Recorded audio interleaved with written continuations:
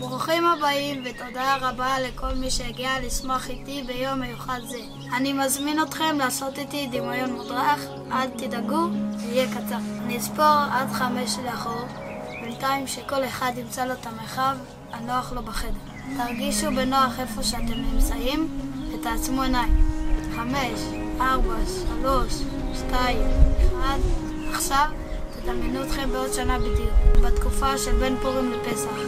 עונת האביב שהכל מסביב פורח. תדמיינו איפה אתם נמצאים, תרגישו מה קורה סביבכם.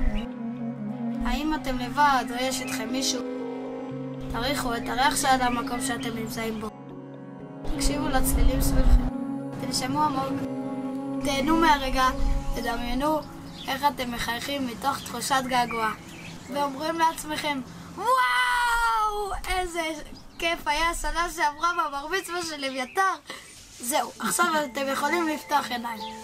אז מה הקשר בין מה שעשינו עכשיו לבר המצווה שלי? ובכן, זיכרון ובחירה, הנחת תפילין וליל הסדר שתכף מגיע, הם נועדו בעיקר להזכיר לנו את יציאת מצרים ואת הניסים שהשם עשה לנו. אז איך זוכרים? ואיך התפילין בכלל עוזרים לזכור? נחלק לשתיים. תפילין של ראש מניחים בין העיניים כדי לסמן את כוח המחשבה ואת כוח הראייה. הידעתם? חוש הראייה הוא החוש היחיד שאפשר להתגונן בנו. אם ישימו לכם משהו בפה, אתם לא יכולים להחליט לא לטעום. אם מישהו עושה על האש ליד הבית שלכם, הריח ייכנס בכל דרך. אתם גם לא תצליחו לאטום את האוזניים מול מוזיקה רועמת. אבל אם ינסו להראות לכם משהו, אתם יכולים לבחור לעצום את העיניים ולא לראות. התפילין של ראש מסמנות לנו את הבחירה מה לראות ומה לחשוב על מה שראינו. למשל, לראות שיש כרגע בר מצווה מושקעת, זה בחירה של מה לראות. התפילין של יד מסמנות לנו את אזור הלב שהוא החוויה והרגש, ואת הזרוע שהיא מבצעת את הפעולה. הדבר שעוזר לנו להעביר זיכרון מדור לדור הוא השילוב בין חוויה לפעולה. לדוגמה, יציאת מצרים מעברת דרך חוויה של שעבוד וסבל, והפעולה שאנחנו עושים זה אכילת מרור. יציאת מצרים מעברת דרך חוויה ורגש של שמחה והצלה, ועל ידי פעולות רבות כמו הנחת תפילין וליל הסדר. אז כל דבר שאנחנו עוברים בחיים, אנחנו בוחרים מה לראות ואיך להרגיש באותה סיטואציה. האם אנחנו בוחרים לראות את הקושי או את הנס והצלה? דרך אגב, שימו לב למזכרת של הבר מצווה שלי. יהודי בשואה בשם אלימלך לנדאו, זיכרונו לברכה, שמצא מחסה עם חלק ממשפחתו במרתף של בית של גויה. הוא בחר לא לשכוח את המסורת והמורשת של העם שלנו. הוא כתב מתוך זיכרון במחבוא את כל ההגדה של פסח. בשבת בר מצווה אקרא בעזרת השם את פרשת מצורע. וגם שם יש פעולה של דיבור לשון הרע, שבא מתוך בחירה לראות את הדברים הלא טובים באחר. אז אני מזמין אתכם לראות טוב, לחשוב טוב ולפעול טוב. ותזכרו, פצצה של בר מצווה.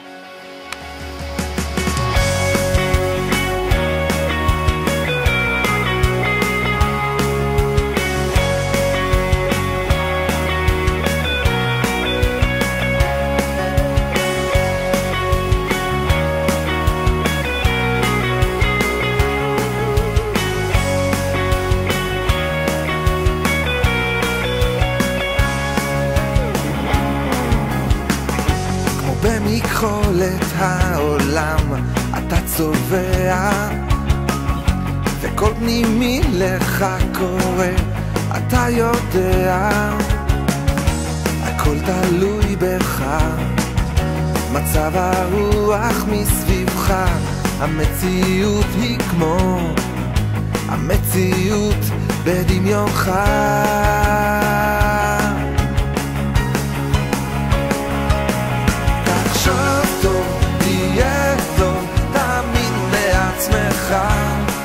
תחשוב טוב, תהיה טוב, אלוקים אוהב אותך. תחשוב טוב, תהיה טוב, תאמין בעצמך. תחשוב טוב, תהיה טוב, אלוקים אוהב אותך. היום אתה רואה במשקפיים רק אפור, מחר אפשר לראות דרכם שוב את האור. הכל תלוי בכל שלך אומר בפנים.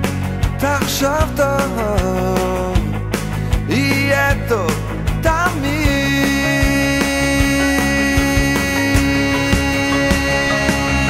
תחשוב טוב, יהיה טוב, תאמין בעצמך. תחשוב טוב, יהיה טוב, אלוקים אוהב אותך. תחשוב טוב, יהיה טוב, תאמין בעצמך. תחשוב טוב, יהיה טוב, אלוקים אוהב אותך.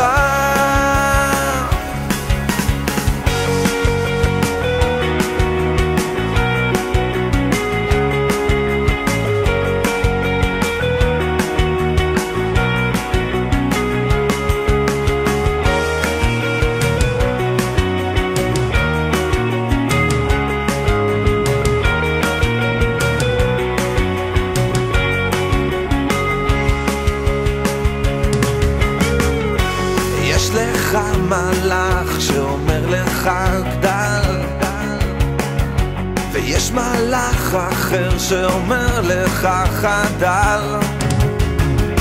תקשיב רק לאמת שזועקת מהלב. תדע שאלוקים אותך אוהב.